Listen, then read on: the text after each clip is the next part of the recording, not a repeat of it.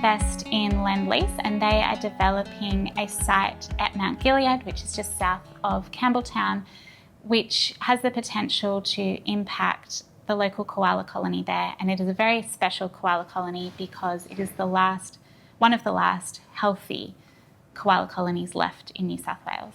So we've been very concerned about this development, and we've been engaging with Lendlease about it over the last 4 years, also in consultation with some leading conservation groups who've been giving us some very helpful information. And I guess we were hopeful that this development could be a blueprint for how we have urban development that is compatible with nature, but we are at the point where we're sort of hitting a bit of a roadblock.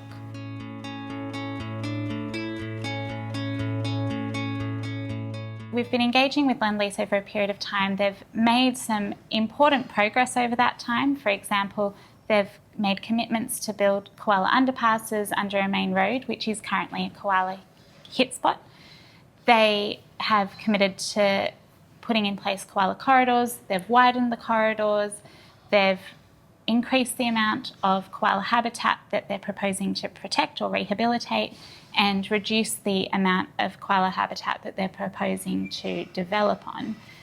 But we're still not at the stage where we're convinced that this development is not going to have a net negative impact on koalas. Part of that concern stems from a lack of information.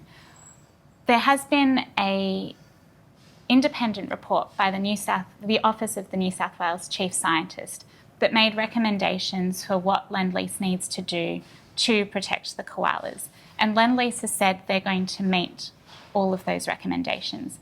But we need to see proof of that. We can't rely on just Lendlease and government saying that that's what's going to happen. We want to see maps of the koala corridors, show the method for how they've calculated the width of those corridors, so that we can make an independent assessment about whether those recommendations are being met. And at the moment, the plans for the development are on public exhibit, but that level of detail is not there. And we're really concerned about this lack of transparency.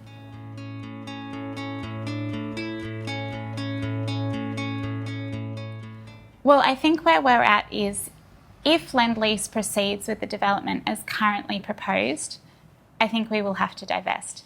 But before that point, we want to do everything we can to leverage our shareholding in the company to influence change, to influence better disclosure and better koala protections.